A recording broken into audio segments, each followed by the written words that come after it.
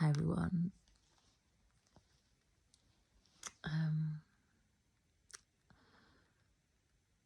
feel called to speak about Bashar al-Assad, and but from a spiritual perspective, and just my insights. My insights as a Palestinian, grown up in the UK. I wouldn't say I'm interested in politics. I just feel like I've had no choice or anything like that but to pay attention. And also, God gives me insights, so that's it really. God gives me insights that end up playing out in the just in the world stage. But Bashar al-Assad, everything that is said about him and he's accused of is the accusers are doing it. So like one of the things he's accused of is like financial corruption, and the UK accuse him of this, about him like setting up these organised companies and using it for financial exploitation and stuff like that. When I have at this moment in time a case open at the financial ombudsman with a financial institution that I tried to apply for a loan for, which they are fraudulent. They are a fraudulent entity, and they've got the regulated stamp on their business. They don't care about regulations. They were trying to steal my house. They're trying to steal my house. And the ombudsman is saying to me, well, it's hard for us to do anything. It's hard for us to progress any like claims of fraud against them if they're a regulated financial body. And there's loads of this is not just one case. There is four. So I as a person with a house that wanted to leverage equity in my house to finance my own business, to be my own investor with equity that I built up over time from my own hard work, when I've gone to these supposedly legit looking institutions to finance my startup, they've tried to use that as an opportunity to steal my house. So not to help me, to kind of make the situation like I'm a desperate person that needs their help, and that they try to kind of get a piece of the pie, but not just like a normal piece of the pie. Like one of these organizations, so I was trying to get a loan for £65,000, and they did like some bogus valuation of the house that undervalued the house by 80,000, and they estimated the work that I wanted to do on the house as like £40,000 more than what it actually was. So basically it made the loan application completely not viable, but they still proceeded to like do a hard search on my credit file and like tried to instruct my solicitor, and sent the valuation report to my solicitor before they sent it to me. So before I even knew, and they were trying to get my solicitor plow ahead. So they luckily I stopped it in time and didn't incur the solicitor's fees. But they basically, and then they were like, you have to find £50,000 to make this deal go ahead. And I was like, are you joking? I'm asking for like, I need 65. So, and there's like a lot, like there was enough equity in the house to do it, but they were just like, what's that phrase? just pushing the deal ahead, like just seeing the money and counting the money before. It was just all about their agenda and what they could exploit me for. It wasn't about actually doing the process properly and me being able to actually have the means to do the improvements that I wanted to do, because I basically wanted to convert my attic so I'd have a bigger studio. That's what I wanted to do, like a bigger studio space up there, so I could actually have like start getting more equipment for music production and like and things like that, so I could do it here. And that was kind of like, so I've got first-hand experiences of the type of exploitations from the UK banking system, that they're accusing Assad of doing, and everything. Also, and now in Syria, the people who were in the army, let me get this right, yeah, the people who were in the army, they're being beheaded. So the people that were in the National Army are just being beheaded for being Assadists when they were just the national military. So now there is a regime of terror now in Syria. There is a regime of terror where you can't like openly express anything, because you might just get like these Sunni reprobates might just kill you, because a terrorist is not going to stop being a terrorist. But a lot of these things, like all of this drug dealing and stuff that he's accused of, it was like what happened with Afghanistan and the Taliban and opium. That was brought in by America. They didn't have that problem until the West tried to invade the country and take it. So, and now that the Taliban have got a government and got control of the country again, the opium problem is reducing. Whereas this the same thing with this. It's like an amphetamine. I don't exactly know what it is, but it's like an amphetamine drug that supposedly the Assad family were making loads of money from, but it only emerged after the sanctions were introduced by the West, and after these rebel groups, these terrorist groups emerged in the country from all over the world, like these mercenary groups. And basically they wanted Syria to be known for drug dealing and not known for its oil production and it's all of the natural resources that it has, so it's not obvious that that's what they're doing, and that's what they're invading Syria for, and that's what they want to steal for their own personal gain. And so like I can't remember where it was in Syria, but I saw like the other day how in the public Christmas decorations, the Christmas trees were set on fire.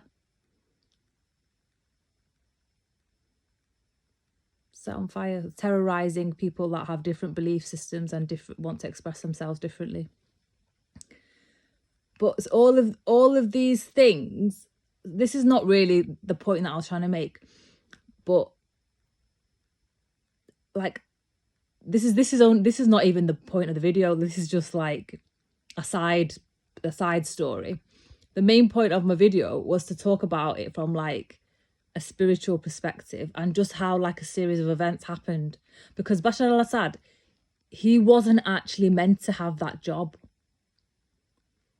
He had an older brother called Basil, yeah, and Basil was killed in a car accident in the 90s, and Bashar al-Assad is the second oldest of all the children, and and his older brother that was killed was actually in the military. He'd done all the things that you would, like what royal people do, you know, like we have a royal family in the UK and they all do military service and things. So Basil, he actually did all the different steps that you would do to kind of in the run up as preparation to when you actually become the head of a state or the leader of a country. Bashar al-Assad, he's an eye doctor. Like he did something else. He went and down a different path. He didn't even, it wasn't even his path. He wasn't even in his thing. He just, that he would be the leader of the country. Like, obviously he didn't know that his brother was going to die. It wasn't even a, like, he wasn't even meant to have that position. He's very well, he's very articulate, very, he's got a good view of all the different players as well, and like the roles that they play, and how the impact of what they're doing on Syria. And he like every he doesn't, I don't think he wasn't very public. That's another thing that's interesting about him. He wasn't very public. He didn't have interviews all the time. He didn't feel the need to go out and do all these announcements and speeches like what our bullshit prime ministers just feel like they have to speak on things that they don't really have any knowledge of. And so he didn't really speak unless he didn't speak for no reason. Like he's when he spoke, it made loads of sense. And and basically like he's also got a wife that's British. So that's another thing that's different about him. He's not like inbred or anything like that. His wife is like a British citizen who was born here. She's Syrian like me. She's like me basically. Like I'm Palestinian but born and raised in Britain. That's like his wife. So and he chose her over the country. Yeah. His wife's got cancer at the moment, like, so he chose her and his family over the country that basically betrayed him. They all betrayed him. All the army took bribes, sold out. They sold out for money. Basically, the whole country had sanctions for all them years, like 15 years. And they were complaining about the wages, but with sanctions and stuff, it's a storm. It's a storm. Do you believe in your country enough to ride out the storm? They're not, these people that are complaining about Syria are not ride or die people. Whereas Assad rode out all that storm until it got to the decision-making process where his wife's got cancer. Is he going to stick around and die like Gaddafi? No, he's not. Why should he die like Gaddafi? Knowing what happened to him. For those of you that don't know about Gaddafi, he got sodomized to death by these terrorist, Islamist rebel groups that were commissioned by the US. So Russia helped him escape that fate because, sorry, but no, at the end of the day, it's just a job. So it's very obvious that to him, it's just a job because in Russia now, he's now an asylum seeker in Moscow. He's just gone and opened up a optometry practice or whatever. Like, I don't know if he's an optometrist or an ophthalmologist because both that's different, like, obviously. But he's just gone and opened he's started working in the practice that he trained in before his brother died, and his life trajectory changed, and he was now in the running to be the leader of the country after his father died. He's just gone back to doing what he went to uni for. So what does that tell you? What does that tell you? And people who have, he has an aura. Bashar al-Assad has an aura. He's very, like, quietly confident. It's not even confident. He's just like, It's like he knows. It's like he knows shit. And like, there's different psychological things that you can use to describe people like him, and like Sigma males or Heyoka empaths, where people just project loads of bullshit onto them because he's so authentic. Bashar al-Assad is so authentic and true to himself. When people are not true to themselves, they go crazy. They literally show like a mirror exactly what their the demons of the person that's looking at them is, and the person perceives that as the problem is the mirror. It's not Bashar al-Assad is not the problem. Bashar al-Assad is just being him. Is just being him. At the end of the day, he was fighting terrorism. He has, as a state head, figurehead, he's got every right to imprison people that are a threat to national security.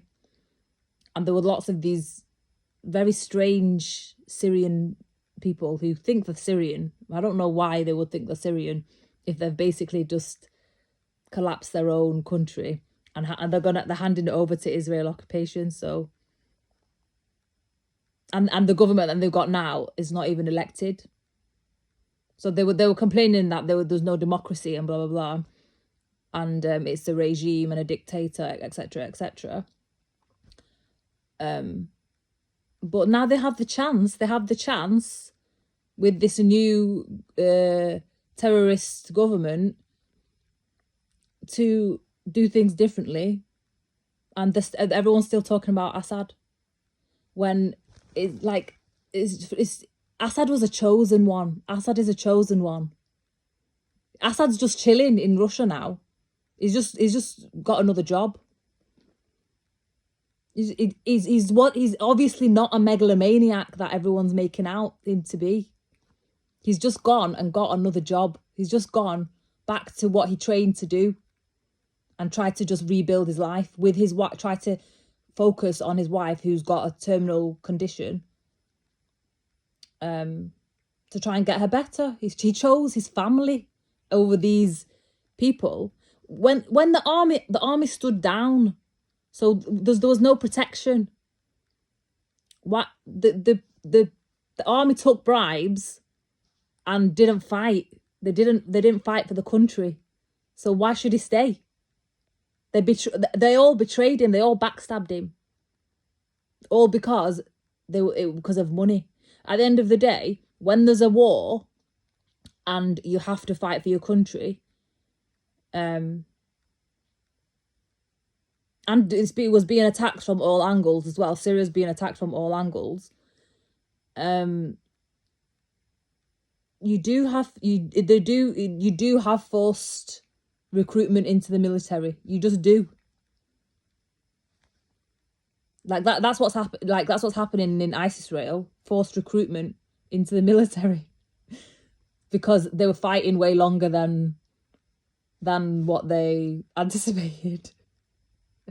So the people are moaning about it, and people are refusing. People are refusing to actually conscript, and it's causing civil unrest. The same thing happened in Syria, has been happening in Syria. Exactly the same dynamics. But in Israel, it's not called the regime. In Syria, it was called the regime and etc. dictatorship. Except, in Syria, it was actually a legitimate fight against racism because the terrorists that have now taken over the country, they have the same mentality as ISIS-Israeli people, because ISIS-Israeli people think that the land is theirs because of what's written in the Bible or the Torah, like from 2,000 years ago, that their ancestors lived there. So they have to go and reclaim their inheritance. And it's exactly the same thing with these Ottoman people. And so in these rebels, there's even Ukrainian people, North African people. They're not even all like Turks, for example. So the Turks, those people, they have the same ideology as the ISIS-Rail people, where it's like some psychosis where they believe that they're the indigenous from 2000, however many years ago, and that they're just going to get their house back and reclaim. But really, it's just savage. It's just savages. They haven't actually, they're not making their own legacy. People that are just making their own legacy aren't doing that. Whereas Bashar al-Assad, so Christians say, this is a Christian saying, it's like a biblical saying, God qualifies the called, yeah. Bashar al-Assad was not qualified for that job. His brother was. His brother, the one that was killed in the car accident, Basil al-Assad was the one qualified for that job. Bashar al-Assad, he was on the front lines. He stayed until the last moments that he could, and then got help from Russia to escape because he was obviously prey. He was obviously being preyed upon, and his fate would have been like Gaddafi.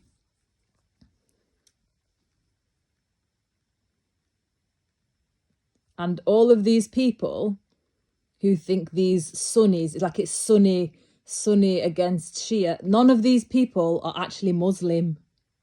They're not Islamic. They're in Islam. They would qualify as the mujrimeen, which is the criminals. That's what they qualify as. They're not. There's more mujrimeen that think themselves as part of the ummah, which is the Muslim community. It's the same with Christians. There's more fake Christians who are the synagogue of Satan, as there are actual people of God that have their own relationship with God, are following their own path with the guidance of God. They're not like attached to religious institutions or anything like that. Then, like, there's lots of this Muslim ummah who are just greedy capitalist. That's not Islamic. It's not anything to do with what it says in the Quran. In the Quran, there's not Sunni, Shia, Sufi. None of that. It's just believers or non-believers, and the non-believers are called the mujrimeen. And then and in the Bible, or even I don't know what it says in the Torah, but in the Bible, the non-believers are called from the synagogue of Satan. It's exactly the same. There's lots of people that just have the label Christian or Jew or Muslim, but they're not really godly. They're not of God. They're following a demonic path, and that's what these people in Syria, that's what they are. They're demonic.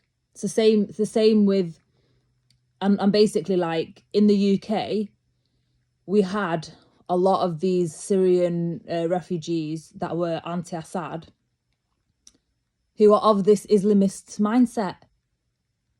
And that's what people in the UK have noticed about the rise in Islamism and everything in the UK. It's because of these reprobate people that are really not Muslim. Because the Quran is actually, the main teaching of the Quran is that God knows your heart, and from your heart, that's your like key to oneness and unity, and basically God. And basically it's the same in Christianity, where don't get in. It's the same, like be in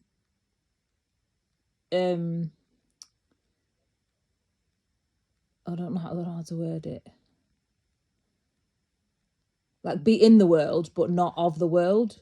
Like, don't be entrenched in worldly desires and everything like that. And that's basic. So oneness is like eternity, and it's like takes your focus off the material aspects of being a human and actually like connecting both. People that are beheading people and trying to force like Islam on people and trying just stealing houses and cars and looting and stuff. That's not anything really anything godly. It's not. It's like it's exactly the same thing as I've heard Candace always talking about this about with regards to like in America with the BLM people who were behaving like dickheads and behaving like reprobates in the name of black rights by looting and like stealing and terrorizing the community and vandalizing and stuff. But that's just dickhead behavior. Like it's not civilized. And like it's exactly the same. It's exactly the same. It's all just demonic. It's all just demonic. And like and Bashar al-Assad actually said he would step down and work with over 6-month period through the process to transition the country to a new, like through democracy, like have an election, blah, blah, blah. And they didn't want that. They chose to do violence and terrorize the people and do what. So all of the people that are in the government now in Syria, they're not elected and they're not qualified. None of them are qualified. So they've got terrorists that have just like got the friends in the job. Like it's just bizarre. Like it's so bizarre. And Bashar al-Assad, he was just very principled. Like he had his principles, and people that have principles like reprobate people treat that like they push more, like they think there's something wrong with people that have principles, in that they're more of it's a challenge that they have to conquer. And that's how Bashar al-Assad was treated, like a challenge that they have to conquer. So and Bashar al-Assad, clearly it was just like I'll like, but he cared about the country. Obviously he cared about, because he was like I'll transition, because it's called succession planning. Like it's just, it happens in every industry, in like most industries. Any responsible person does it. He was happy to phase himself out and have a new leader elected, and they didn't want that. So he just fled, and now he's got a job. He's got a job, like, and is probably gonna nurse his wife who's got leukemia, which is godly. Because guess what godly behavior is? Loving behavior, focusing on what's important. The Assad family were very close family. Very close family. Like they nurtured each other and had interest in each other, and so like people were jealous of them. And people can say what they want about how they made riches from this amphetamine drug or whatever. They were rich before that.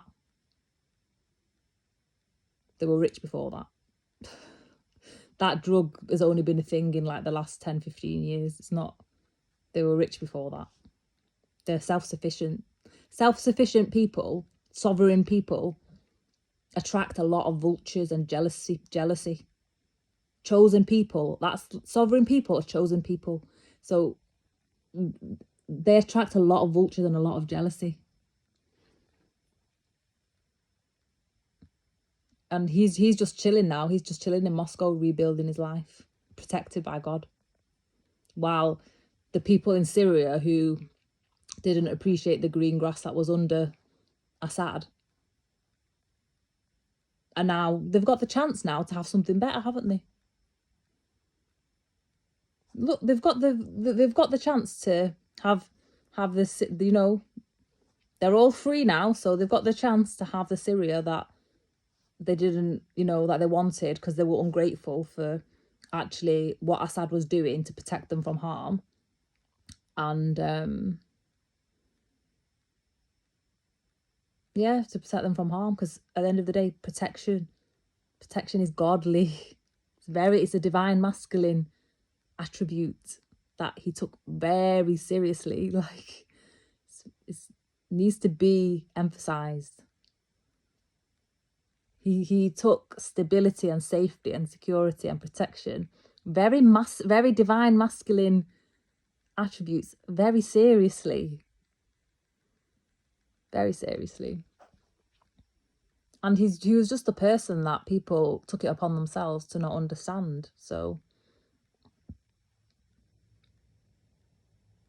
and even now that these people are like, Assad's just chilling, like he's setting up his new caseload. He's setting up his new caseload to treat people in Moscow now. It's like he's just finding a different purpose. He did what he did for as long as he could, but at the end of the day, he chose himself, which is the right thing to do. Chose his family, which is the right thing to do. And you can't really call him, he's not a traitor for that. He's not a traitor for that. Betraying himself is being a traitor. He's not betrayed himself. That's what people wanted him to betray himself, and he's not done it. He's very, very consistent, very consistent person. He's not actually that hard to read. He's not hard to read at all. It's only people with a twisted, unhealed people that are reading him wrong and are projecting what they're doing onto him. Everything the UK accuses Assad and his government of doing, the UK are doing it to us here. Like, it's actually funny. It's actually funny, like how Keir Starmer, he was locking up people for protesting in the summer. So basically, ISIS-Rail is trying to cause a revolt, and ISIS-Rail is trying to do the same in the UK as it's been doing in the Middle East. People are just asleep to it, because ISIS-Rail now ISIS-Rail has been for a long time. It's coming to light anyway through Palestine. So there's loads of these ISIS-Rail supporter Jewish community organizations, charities. They take public money they're trying to make out like they're legitimate organizations. They take public money for their own interests, like just to serve their own interests, which is basically lobbying, harassing, stalking, gang stalking, and just trying to ruin other people that they see as an existential threat, which is illegal. All of it is illegal. And also there's these they set up companies as well to attract public funding for from public money to set up all of this spy tech, all of this illegal surveillance tech. That's ISIS-Rail. And basically they're taking over the IT contracts and stuff. They're trying to take it over for the NHS. They're trying to take over the all of the big sectors. They're trying to get their finger in all the pies, and it's collapsing all the grassroots things. So at the same time as so all the just small businesses that are traditional, rooted in English heritage, English culture, English values, or UK values, whatever, they're overlooked and mistreated, and people trying to exploit for their own gain, using these illegal practices. Like, for example, the new attack on grassroots farming. grassroots farmers are just say what you want about them, they're traditional Tories. They're traditional Tories, and it's people that do their craft and pass it down through their families, and they're being hit with like massive inheritance tax that they'll never be able to pay.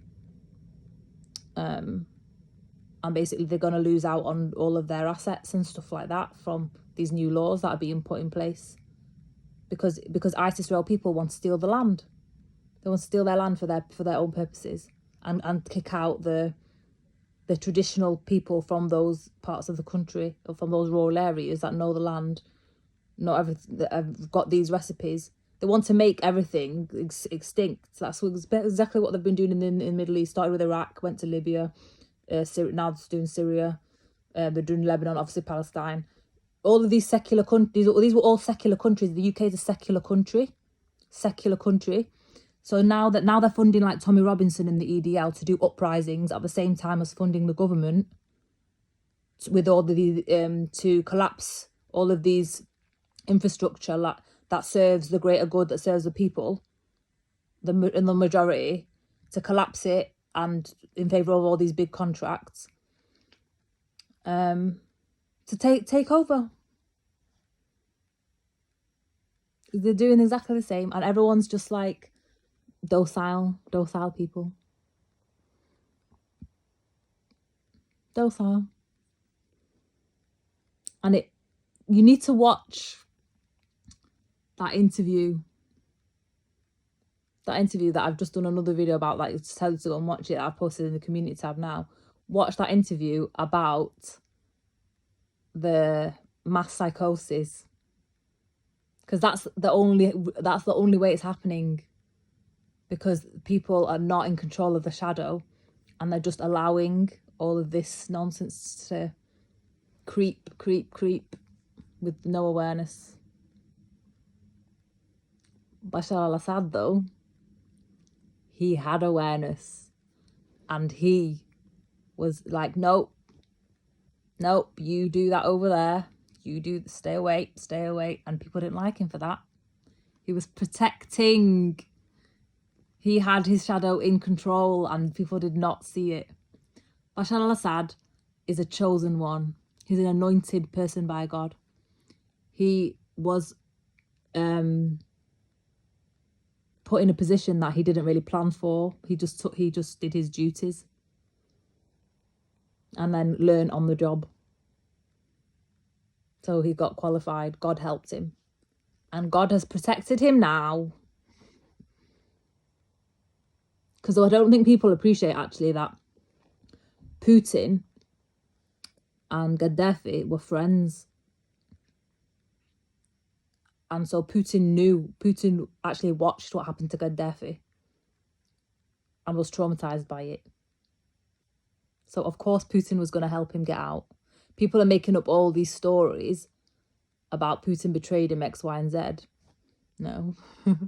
It's just bullshit. Everyone always makes stories about Putin. It's just bollocks. Everyone's jealous about Putin as well. Putin is also a chosen one. Because unlike all of these other leaders, Putin is very respectful to all faiths. And he's a man of God. He believes in God. He's under God. He doesn't think he is God. He knows his place. As a servant. He's a servant of God. Like, he doesn't answer to these reprobates that are trying to tell him what's what. At the end of the day, the world has a crisis generally of leaders that are old and leaders that stay in positions for a long time. And the question is, just why is there no growth of new leadership, new successors? Like, don't complain about the leader unless you're willing to do the work to take that place. Look, we in the UK, we've got a leader that didn't do any work and is in that position, and look what's happening to him.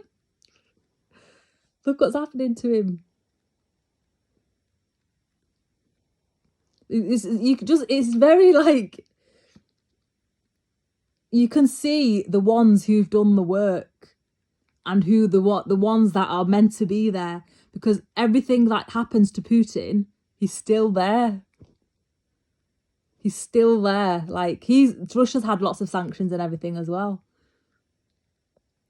And the country's still, like, it's not dead. It's not dead on its horse. Like, he's meant to be there. But look at this populist knobhead, Keir Starmer. Look what's happening to him. Like, he cheated to get to his position. He cheated. He doesn't even know anything about politics. He cheated when there's leaders like Putin who go through stages in life. They have like it's not like he was a spy. He was a spy. He wasn't a career politician. Like, he got qualified for the moment of when he became leader.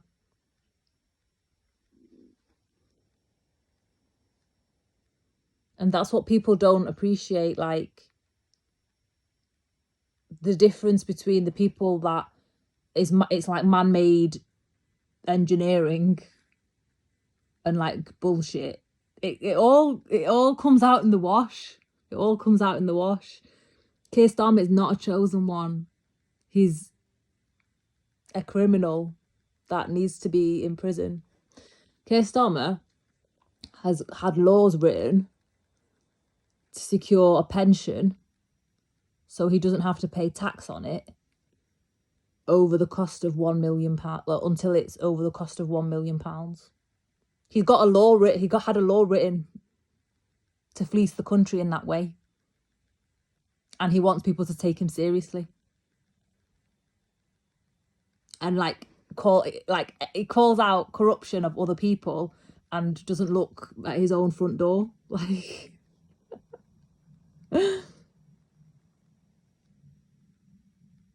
you can say what you want. Say what you want as long as you're not doing it.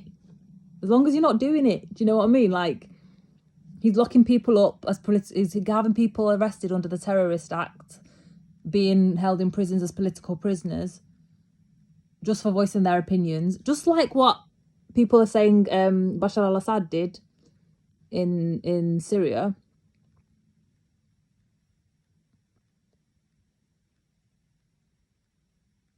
There was actually like one case that I saw in the media recently that I just thought was funny how it was reported. This American guy who basically called himself a Christian pilgrim that crossed into Syria illegally. So one, he called himself Christian, yeah? Christian pilgrim, yeah? But crossed into Syria illegally. He didn't go the legit route to get your passport stamped and all of that. He was one of those people that got let out of the prisons when the terrorists just let everyone out of prison, and was discovered as like a missing American. And he was in prison for 7 months. He wasn't treated badly or anything. He was just in prison because he was an illegal immigrant. And all of these people in Britain who cry and stop the boats. Assad imprisoned an illegal immigrant. Just because the people are not comfortable with an illegal immigrant being a white American guy, he was an illegal immigrant. So I don't know what he must have done to just not be straight up deported.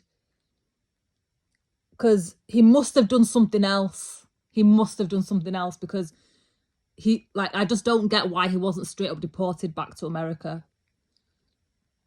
There must have been a reason why he was imprisoned, and this American guy was just acted like a stoner, was just like, yeah, I was a American Christian that was on a Christian pilgrimage.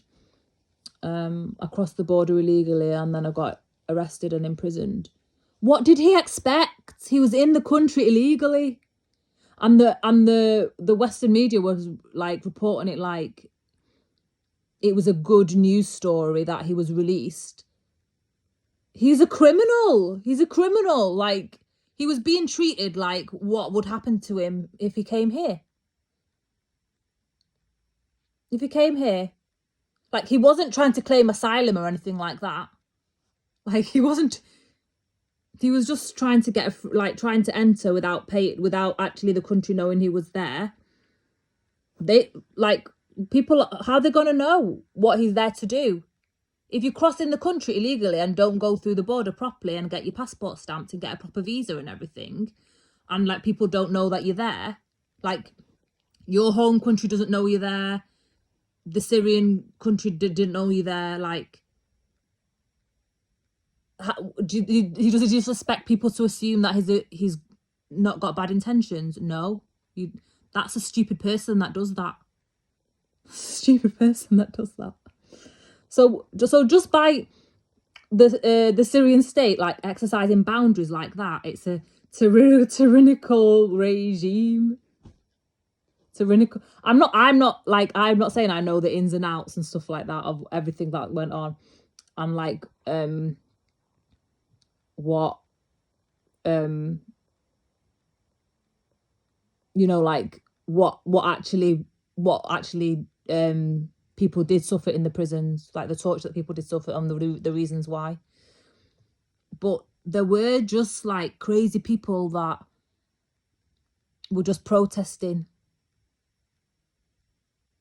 They were just protesting for change, but not really. Just it's like wandering aimlessly, just to have him as opposition. And that's what happens. That's what happens to chosen people when there's just haters from every angle. Just jealousy and haters from every angle. But like now they've got what they want. Then they've got what they want, and they're still moaning.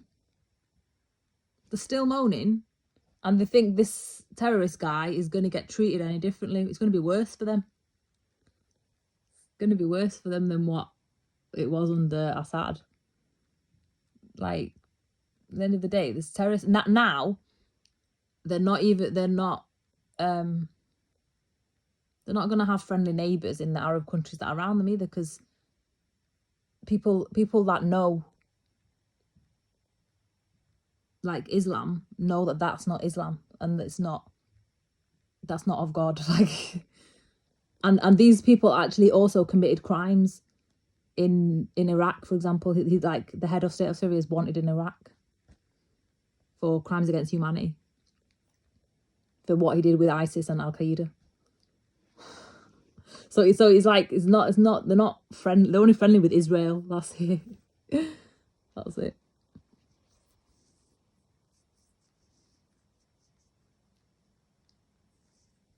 Whereas Assad was also, people don't know this as well, I don't think, but Assad was from a minority group.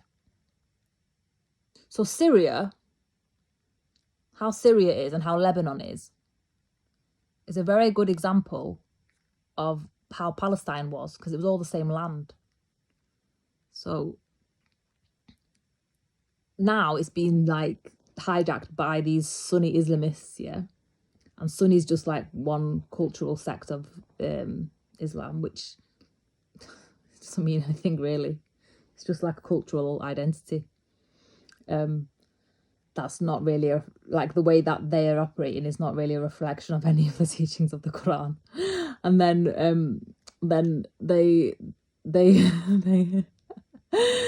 they're just racist towards him as well.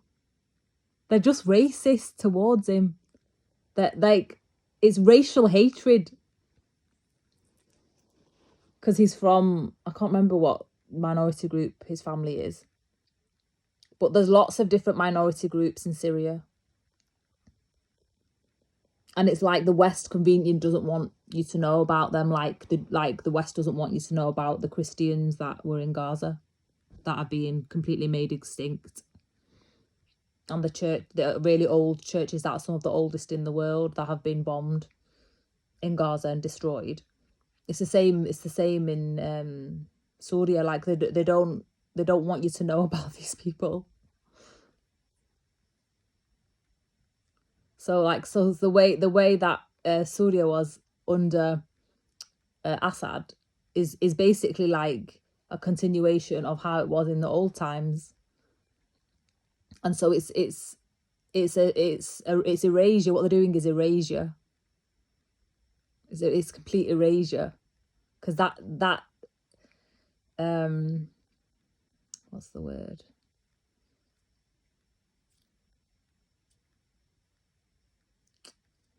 What's the word when everything's like works together? Harmony. Where people of all different backgrounds and beliefs and everything just live side by side. That's basically what Israel wants to destroy in Lebanon, and that's the same as what they're doing in Syria as well. So, and it's all been replaced by extremism, and everyone knows that Israel is fascist,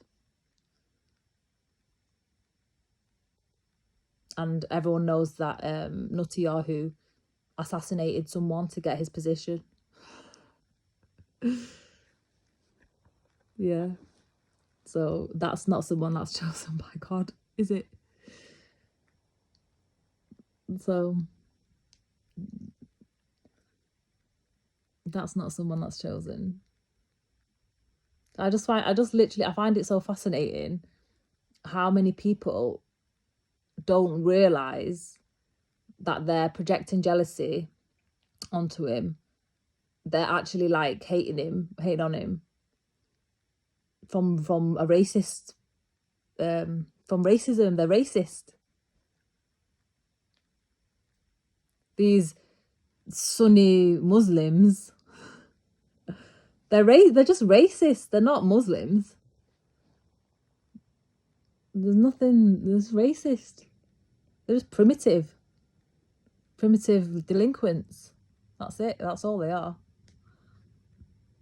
They're all corrupt, and they're just it's kind of like the same bullshit that I've been experiencing online with all the gang stalking and everything, where you just get hit with you're breaching community guidelines and stuff like that.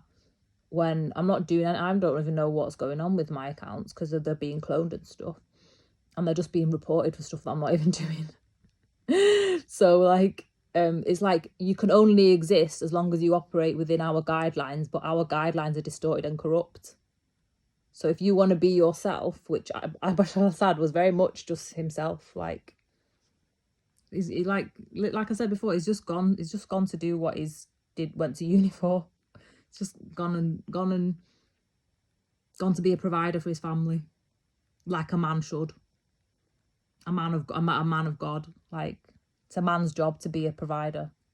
Well, it's not necessarily a man's job. It's divine masculine to be a provider. Like,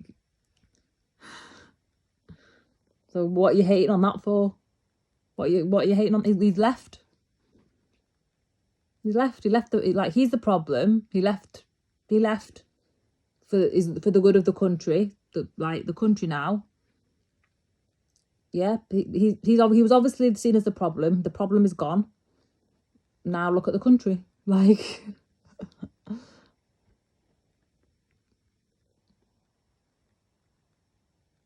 so it's just very interesting.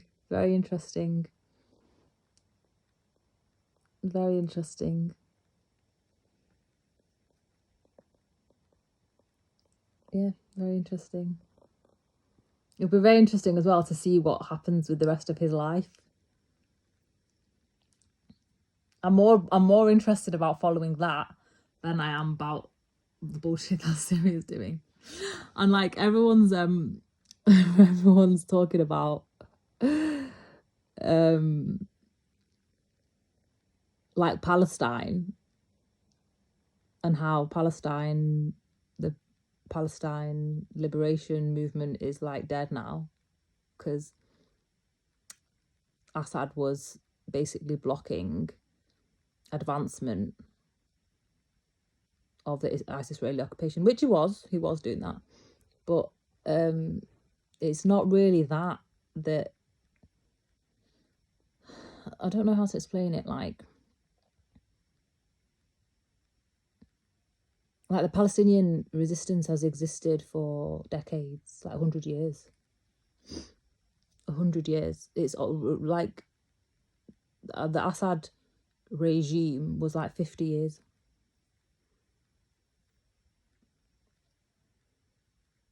And so all the Palestinian liberation movement has had different figureheads, different names, different political affiliations. And at the moment now, it's made up of many different factions. Like they're all working together to fight ISIS-Israel and all the mercenaries in the ISIS-Israel demonic forces. But they're just, the West is just obsessed with Hamas. They're just literally obsessed with Hamas. It's just like some deranged PR thing. They're literally, it's just everything like there's no actual like it, when even like Hamas is like political opposition, which is Fatah, they're also fighting ISIS-Israel in Gaza. They are also fighting in Gaza, and no one's talking about them in the media. And Fatah is the same political party as Yasser Arafat, which everyone knows. So it's like, and the PLO, like that was Fatah, and but they still exist. They still exist, and they are fighting ISIS-Israel now in Gaza as well, and obviously they are in the West Bank as well. And it's not like I don't know, like it's just not like, it's not in the PR. It's not in the PR notes. Like no one wants to actually talk about actually how unified the resistance isn't. That like the resistance in Palestine is unified. Like even the political the discussions within Palestine, they're unified because it's not really about Hamas. It's not about Fatah. It's not about any of the factions. They've even gone to like external facilitated meetings like held by China and Iran and stuff, where they've all the different leaders of all the factions and stuff have agreed to be unified to work towards the creation of a Palestinian, like a Palestine as a country, like a recognized country. And that's the complete opposite of what's happening in Syria. Like Syria's all these different, they're all divided, no one knows what they're doing, and they're not even from the land. They're not even from the land. Whereas all the resistance in Palestine, it's all native people. It's like the Viet Cong, they were all native Vietnamese people. The Taliban, they were all native to Afghanistan. Hezbollah are native. They're native to the land. They're not mercenary armies. They're not mercenary groups. So the people are just like the Palestinian like liberation movement. It's not going to die, and it's actually growing. I don't know if people aren't hearing that in the media. Like obviously there's more people that just in Gaza that don't just want to sit in a tent and wait to die. So they're actually like, the resistance aren't even doing anything in particular to recruit anyone. People are just volunteering themselves because they'd rather fight than just die not fighting, which is just very, very heartbreaking. But this is made by ISIS-Israel and the West. This is made by ISIS-Israel and the West. And this is going to happen in Palestine, irrespective of what happened with Assad. There's because what's happening, there's no ceasefire yet still. So, like, Assad's gone. So, like, So if basically, like, I don't get why people are making the argument at the end of the day, because Nasrallah was killed, which is the Hezbollah leader. ISIS-Israel military was still getting thrashed on the border of Lebanon and northern Israel. Sinwar was killed, and Haniya was killed, the leaders of Hamas.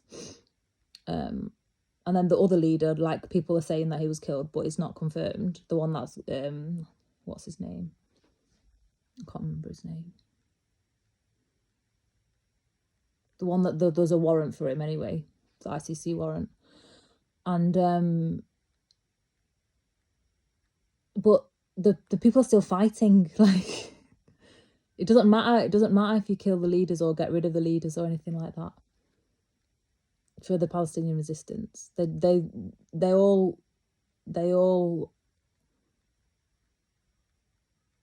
like that. It's not the same as in Syria, because in Syria the army didn't fight for their land, whereas in Palestine it doesn't matter about the leaders, they're still fighting for their land, and that will never go until they have it. It just won't go until they have it. That's it. And it's obviously, like, especially if there's no jobs, there's no other life, like in ISIS-Rail, they had slavery, they had slave labor, where they were getting work. They had, like, there was thousands and thousands of work. So obviously everyone knows that Hamas kidnapped Thai people, but thousands and thousands of Thai people got repatriated back to Thailand after that. And they have thousands and thousands of workers from India. Like, it's slave labor. These supposedly native ISIS-Israeli people, why don't they farm the land? Why are they shipping labor from Southeast Asia, when the Palestinians have no jobs, they want to farm their own land, and they're being prevented from doing so? So it's that kind of bullshit that, like, that bullshit still exists, whether Assad's there or not. Like, it's not like, people saying Assad going is like the death of the Palestinian liberation movement. No. It's just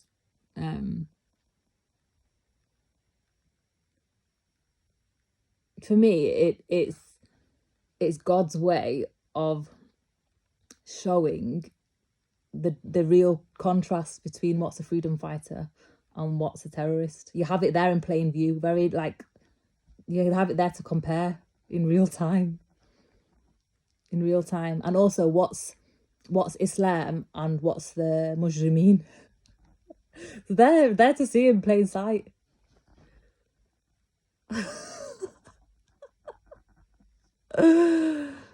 Oh, anyway, I don't know. I feel like that video was way longer and covered lots more ground than I even wanted to.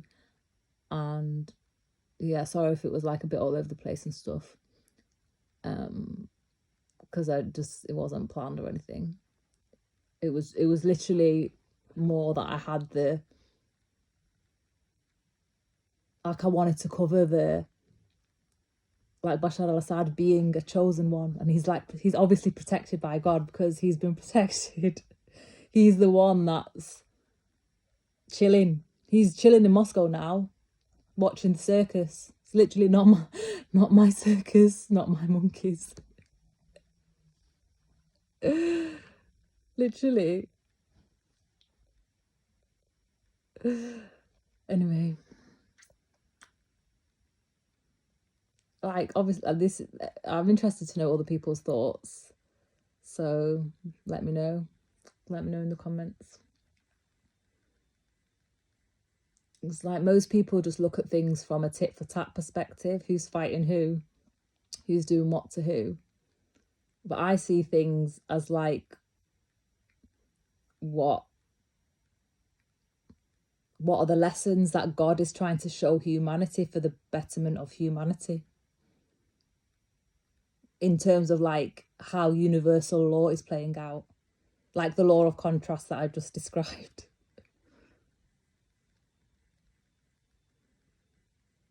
And karma is slapping back Syrians straight away. Like their bubble phase or honeymoon phase is not lasting very long at all. Not lasting very long at all. Just cut basic cause and effect, basic laws of the universe.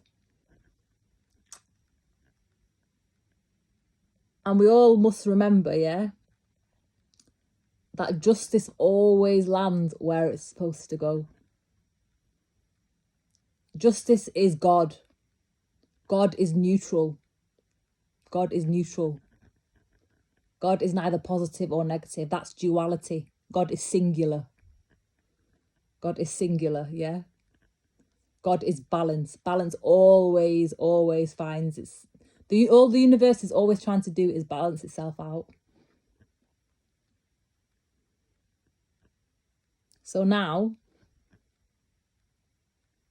that there's no scapegoat there, because obviously that's what they used Bashar al-Assad for, scapegoat. They've got to balance all the bullshit that they were trying to just load onto one man and his family, which is just, that's not balanced at all. Completely not balanced in the slightest. Anyway, on that note, see you in the next video. Love yous. Bye.